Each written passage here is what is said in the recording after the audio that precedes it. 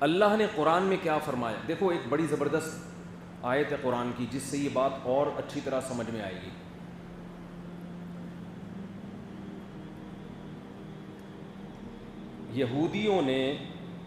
یہودیوں میں زنا کا واقعہ ہو گیا، شادی شدہ مرد اور شادی شدہ عورت میں زنا کر لیا.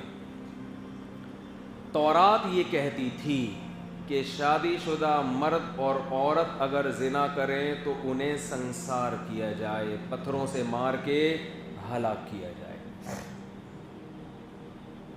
یہودیوں کا علماء کا جو ہے نا ٹینشن میں آ گئے یہودی علماء کہ یار اگر ہم پتھروں سے مار کے ان کو ہلاک کریں گے ہماری ویلیو کم ہو جائے گی. تو بڑا مسئلہ ہے، گنجائش نکالو. تو انہوں نے کہا کہ محمد صلی اللہ علیہ وسلم جو مدینہ کے سردار ہیں، بادشاہ ہیں، کیوں نہ ہم محمد صلی اللہ علیہ وسلم سے یہ والا کیس فیصلہ کروا لیں کہ بھئی اسلام کیا کہتا ہے اس بارے میں. چلو اسلام غلط ہے ان کی رائے میں، مگر اتنا غلط تو نہیں ہے نا، کبھی اسلام سے بھی کرا سکتے ہیں فیصلہ. کیا خیال ہے؟ اب آپ مجھے بتاؤ، اسلام سے فیصلہ کروانا عام حالات میں غلط کام ہے یا اچھا کام ہے؟ اچھا کام ہے نا. یہودیت سے کس کی طرف آ رہے ہیں؟ اسلام کی طرف. تورات سے کس کی طرف آ رہے ہیں؟ قرآن کی طرف. تو جب فیصلہ کروانے کے لیے آئے تو آپ صلی اللہ علیہ وسلم نے عبداللہ ابن عبد السلام رضی اللہ عنہ جو یہودی سے مسلمان ہوئے تھے، تورات کے بڑے عالم تھے، ان کو بلایا اور فرمایا کہ ان پر تورات کے حساب سے فیصلہ کرو، کیونکہ یہ اسلام کو نہیں مانتا، تورات کے حساب سے فیصلہ ہوگا. انہوں نے تورات منگوائی. جو یہودی عالم موجود تھا نا نبی کی محفل میں، اس سے آپ نے حکم دیا تورات کی تلاوت کرو. اس نے جب وہ آیتیں تلاوت کرنا شروع کی تو رجم والی آیتوں پہ ہاتھ رکھ دیا. کیا کر دیا؟ بولو. ہاتھ رکھ کے وہ آیت پی گیا. جیسے آپ سورہ فاتحہ پڑھ رہے ہوں، الحمدللہ رب العالمین الرحمن الرحیم مالک یوم الدین ایاک نعبد و ایاک نستعین ایاک نعبد و ایاک نستعین. اے اللہ ہم مدد صرف کس سے مانگتے ہیں؟ تجھ سے. یہ آیت آپ پی جائیں تاکہ آپ یا رسول اللہ مدد بھی کہہ سکیں، یا علی مدد بھی کہہ سکیں، یا غوث آدم مدد بھی کہہ سکیں. تو آپ ایاک نعبد و ایاک نستعین کے بعد یہ سب کہہ سکتے ہیں کہ فلاں سے بھی مدد مانگنا جائز، فلاں سے بھی مدد مانگنا جائز. اب چونکہ لوگوں کو عربی نہیں آتی تو یہ پینے کی ضرورت نہیں ہے. آتی ہوتی اس آیت پہ کیا رکھنا پڑتا؟ ہاتھ. لوگ کہہ رہے ہو تو اللہ سے تو تم خود کہہ رہے ہو کہ اللہ مدد صرف کس سے مانگیں گے؟ تجھ سے مانگیں گے. تو یہودیوں نے کیا کیا؟ رجم والی آیت پر ہاتھ رکھے. عبداللہ ابن عبد السلام رضی اللہ تعالیٰ عنہ نے تورات کے حافظ تھے. یہ حافظ جب اس نے یہ آیت پی گیا تو وہ سمجھ گئے کہ درمیان سے آیت پی رہے ہیں. انہوں نے فوراً وہاں سے اس کا ہاتھ اٹھایا. حدیث کے الفاظ ہیں فَإِذَا آیَةُ الرَّجْمِ تَلُوحُ، دیکھا کہ رجم والی آیت چمک رہی ہے، بالکل صاف لکھی ہوئی ہے. نبی نے حکم دیا ان کو رجم کیا جائے، مرد کو بھی اور عورت کو بھی. رجم سمجھتے ہیں نا؟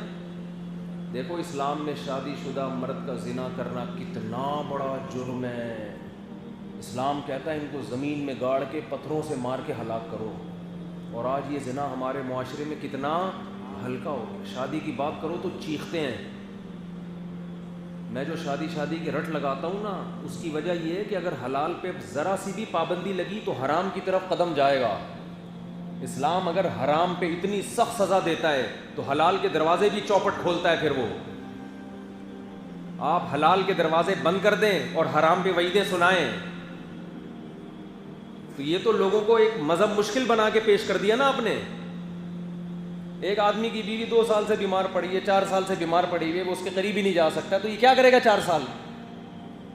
یہ تو بھوک کی طرح خواہش ہے جو انسان میں پیدا ہوتی ہے، اس کو ختم تھوڑی کیا جا سکتا ہے.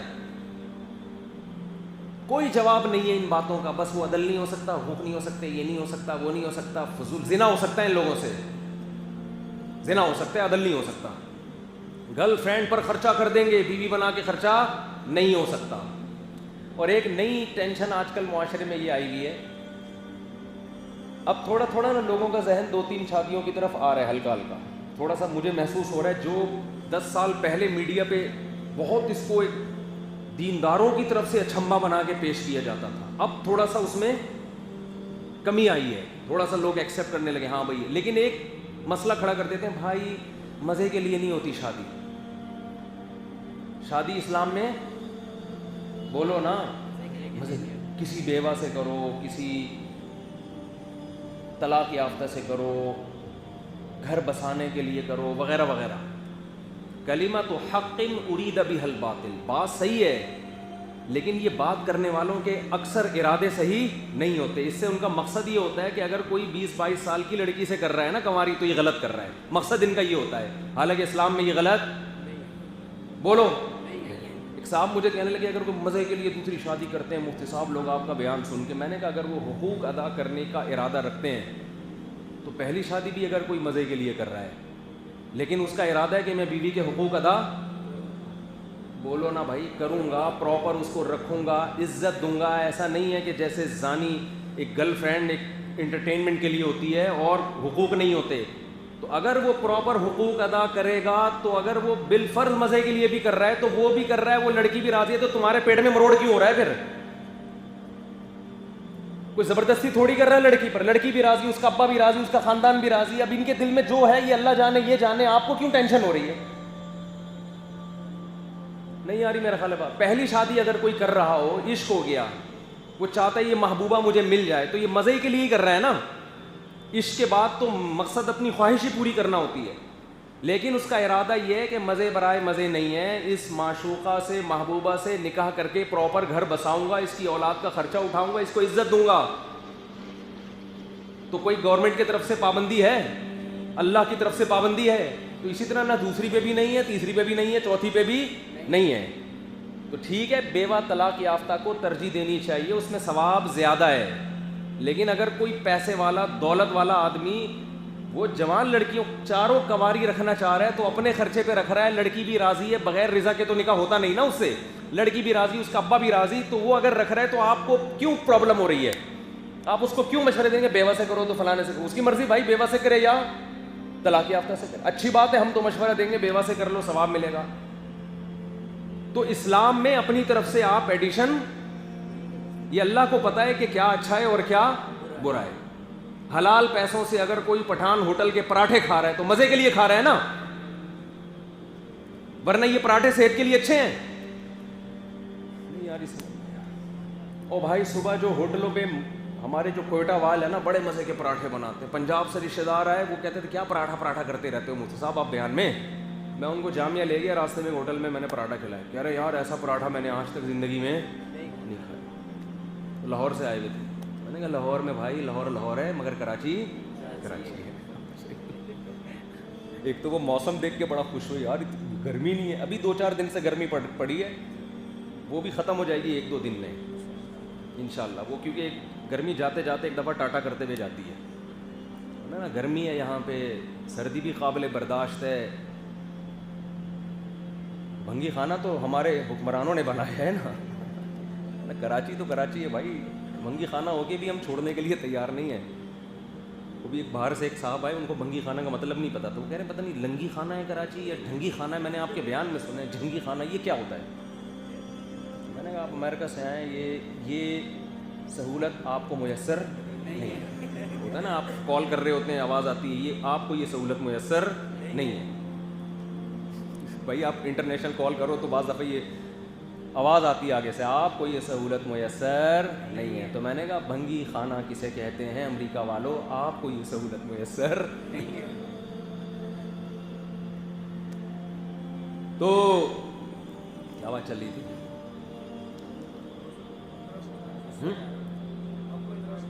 ہاں تو اعتراض کیوں ہے آپ کو؟ ایک کے آگے چلتا ہوں. ایک صاحب مجھے کہنے لگے یہ بیواؤں سے شادی کرنی چاہیے کیونکہ اگر کنواریوں سے کریں گے تو بیوہ کہاں جائے گی بیچاری. میں نے کہا یہ دلیل تو الٹا کر لو تو بھی بنتی ہے, سب بیواؤں سے کریں گے تو کنواریاں کہاں جائیں گی. ٹھیک ہے, نکاح کرنے والے مرد مارکیٹ میں شارٹ ہیں, جس سے بھی کریں گے دوسرے کا نقصان ہوگا, سمجھتے ہو. آپ بیوہ سے کرو تو کنواری کے لیے مسئلے کھڑے ہو جائیں گے, تو آپ کرو بس. وہ لڑکی کے والوں کا کام ہے کہ آپ کو وہ بیوہ پہناتے ہیں, طلاق یافتہ پہناتے ہیں یا کوئی کنواری پہناتے ہیں, وہ بھی تو وہ آپ میں ایبلٹی قابلیت دیکھ کے فیصلہ کریں گے کہ بھائی یہ کنواری کے لیے بھیج رہے ہیں, ہم کیوں دیں اس کو, ہم اپنی کنواری کے لیے کوئی کنوارا دیکھیں گے. تو آپ خود ہی مجبور ہو کے بیوہ طلاق یافتہ کی طرف جاؤ گے, دوسری میں کوئی دیتا تھوڑی ہے اتنے آرام سے, کیونکہ آپ کے اندر ایک فالٹ پیدا ہو چکا ہے یار پہلے سے ہے اس کے نکاح میں. جب وہ ہے تو یہ ایک بہت بڑا فالٹ ہے کہ یار ایک بیوی پال رہا ہی ہے, تو اب دوسری اتنے آرام سے نہیں ملے گی. وہ آپ تلاش کرو, ان کا کام ہے نہ دینا. یہ فالٹ ہے نا بھائی. ویسے تو یہ خوبی ہے 4 بیویاں ہونا یا 3 ہونا, لیکن جب آپ مزید شادی کرو گے تو ان لڑکی والوں کے لیے تو یہ فالٹ ہے نا, ان کے لیے تو فالٹ ہے کہ ایک بیوی پہلے سے نکاح میں موجود ہے تو ہم کیوں دیں, ہم کسی کنوارے کو دیں. ان کے لحاظ سے یہ کیا ہے, فالٹ ہے. تبھی وہ دوسری پہ, تیسری پہ, چوتھی پہ اپنی اکثر کنواری نہیں دیتے, بھائی طلاق یافتہ دیں گے ہم, آپ بھی میرڈ ہیں تو میرڈ ملے گی. آپ کو جب کنواری دیں گے جب آپ میں چوتھی کے باوجود, تیسری کے باوجود کوئی سرخاب کے پر لگے ہوئے ہوں گے کہ یار چوتھی پہ بھی یہ بندہ کنواروں سے بہتر ہے, یا تیسری پہ یا دوسری پہ یہ کنوارے سے بہتر ہے, سمجھتے ہو, پھر دیں گے وہ. تو میں یہ عرض کر رہا تھا, یہ مثال میں اس لیے دے رہا ہوں کہ جیسے یہودیوں نے اپنے دین میں تحریفات کی ہے نا, تو یہ اس امت میں بھی گڑبڑ ہو رہی ہے. آج کل جدید طبقہ پروفیسروں کا یونیورسٹیوں میں پیدا ہو رہا ہے جو اسلام کو سرسری طور پہ پڑھ کے بہت بڑا فنٹر بن کے قرآن کی ہر آیت میں تعویل, اسلام کے ہر حکم میں گھمانا. اسلام میں 4 کی اجازت کا مطلب اجازت, کنواری سے کرو, بیوہ سے کرو, طلاق یافتہ سے کرو, آپ کی مرضی. اللہ نے آپ کو وسائل دیے ہیں تو آپ اچھی سے اچھی تلاش کریں, کوئی پابندی نہیں ہے. پابندی صرف ہے کہ حقوق سب کے برابر ہونے چاہیے. اور اس پہ اگر کوئی کہتا ہے مزے اڑا رہا ہے تو آپ کو اپنے, میں پٹھان ہوٹل کے پراٹھے کی بات کر رہا تھا, تو بھائی صبح ویسے پراٹھے کھانا ڈاکٹر یہی کہتے ہیں کہ نہیں کھاؤ, مجھے بھی منع کرتے ہیں صاحب پراٹھے چھوڑ دو, تو لیکن ہمیں ناشتہ اس کے بغیر مزہ. صبح صبح یار ہاف فرائی انڈا ہو, چھولے ہوں, اور وہ والے پراٹھے ہوں جو ایسے کر کے نا یوں گھما رہا ہوتا ہے اس کو بار بار پورے توے پہ, بڑا والا توا, گھر میں وہ نہیں بنتا. مجھے ایک دوست میرے کہتے تھے کہ یار مصطفیٰ صاحب آپ کے اتنے گھر ہیں, آپ کو گھر میں ناشتہ نہیں ملتا. تو ان کو میں سمجھا رہا تھا, بات سمجھ میں نہیں آ رہی تھی. وہ میرے ساتھ جامعہ جانا شروع ہوئے, راستے میں ان کو میں نے وہ کھلانا شروع کر دیا. اس کے بعد وہ بھی گھر میں ناشتہ مل رہا ہے مگر کر نہیں رہے. میں نے کہا یہ میرے سوال کا عملی جواب ہے. کہہ رہے ہیں یار میری والدہ, وہ تو بیچارہ ان میرڈ ہے, کہہ رہی میری والدہ کہہ رہی گھر میں ناشتہ کیوں چھوڑ دیا, کہہ رہے وہ مزہ ہی نہیں آ رہا جو آ رہا. تو اب مجھے ایک بات بتاؤ, یہ پراٹھا تو صحت کے لیے نقصان دہ ہے بھائی, پھر بھی انسان کھا رہا ہے, اپنے خرچے پہ کھا رہا ہے, حلال ہے. آپ کہہ سکتے ہو جو چیز صحت کے لیے نقصان دہ ہے وہ تو حرام ہوگی نا. ارے صحت کو نقصان پہنچانا کیا جائز ہے اسلام میں؟ ناجائز ہے نا.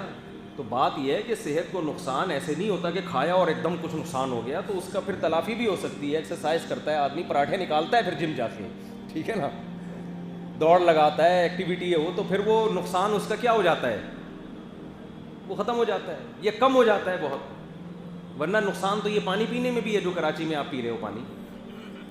تو اسلام میں صحت کا نقصان کی وجہ سے جو چیز حرام ہوتی ہے وہ نقصان فوری ہو اور نظر آ رہا ہو وہ نقصان, اس نقصان کے لیے ڈاکٹروں کی تحقیق پر ایمان لانے کی ضرورت نہ ہو. ڈاکٹر تو بہت ساری چیزیں کہتے ہیں, بڑا گوشت بھی کہتے ہیں نقصان دہ. اب یہ تھوڑی کہ حرام ہو گیا بڑا گوشت. چائے بھی نقصان دہ, چائے حرام تھوڑی, یہ نقصان دہ تو ہے مگر حرام نہیں ہے. صبح 11 بجے اٹھنا یہ بھی نقصان دہ ہے مگر یہ حرام ہو جائے گا. تو اب میں یہ عرض کر رہا ہوں کہ ایک آدمی صبح ناشتے میں پراٹھا کھاتا ہے مزے کے لیے, حالانکہ صحت کو نقصان بھی ہو رہا ہے, لیکن اپنے خرچے پہ کھا رہا ہے. نہ پراٹھے کو کوئی اعتراض ہے کہ مجھے کیوں کھا رہے ہو. اعتراض اگر پڑوسیوں کو ہو کہ مفتی صاحب صبح ناشتے میں روزانہ مزے کے لیے پراٹھے کھا رہے ہیں, تو یہ اعتراض بجا ہوگا. میں کہوں گا نہ مجھے ہے نہ اس پراٹھے کو اعتراض ہے. تو تمہیں اعتراض اس لیے ہے کہ تمہیں یہ پراٹھا میسر نہیں, یا تمہارا پیٹ ہضم نہیں کر رہا اس کو, اس لیے اعتراض ہو رہا ہے.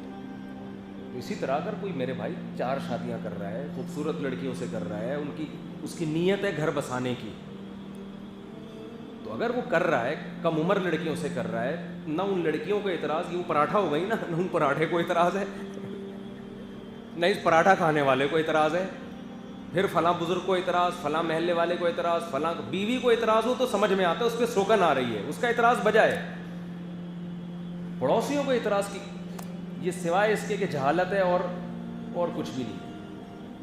تو اس لیے فنٹر مت بنو۔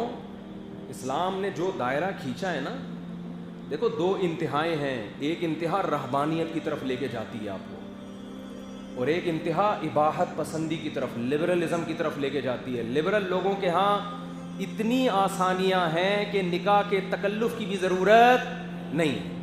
ویسے وہ تقریریں کرتے ہیں کہ یہ مولانا لوگ کم عمر لڑکیوں سے، بعض علماء نے کی ہے نا، تو شادیاں کرتے ہیں اور یوں کرتے ہیں، خود کیا کچھ کرتے ہیں رات کی تنہائیوں میں، کتنی لڑکیوں سے دوستیاں لگاتے ہیں، اس پر ان کو کوئی اعتراض نہیں ہوتا۔ ایک طرف یہ لبرلزم ہے جن کی خواہشات کے دروازے چوپٹ کھول دیے، حلال و حرام کا فرق مٹا دیا۔ دوسری طرف وہ مذہبی جنونی طبقہ ہے جو رہبانیت کی طرف لے کے جا رہا ہے آپ کو، رہبانیت جو عیسائیوں نے وضع کی تھی کہ نہیں بھائی بس اللہ اللہ کرنا ہے بیٹھ کے، گھر پالنا، بیویاں پالنا، بچے پیدا کرنا اور ان کے لیے کمانا، یہ نہیں ہے، ملک کو ایٹمی پاور بنانا، بس اللہ پہ توکل کرو، ملک کو ایٹم بم دینے کی ضرورت بولو نہیں۔ نماز سے سارے کام ہو جائیں گے۔ اگر نماز سے آپ کی ساری حفاظتیں ہوتی تو قرآن صحابہ کو یہ حکم دیتا سورہ النساء میں کہ نماز میں بھی اسلحہ نہ اتارو، اسلحہ پہن کے نماز پڑھو۔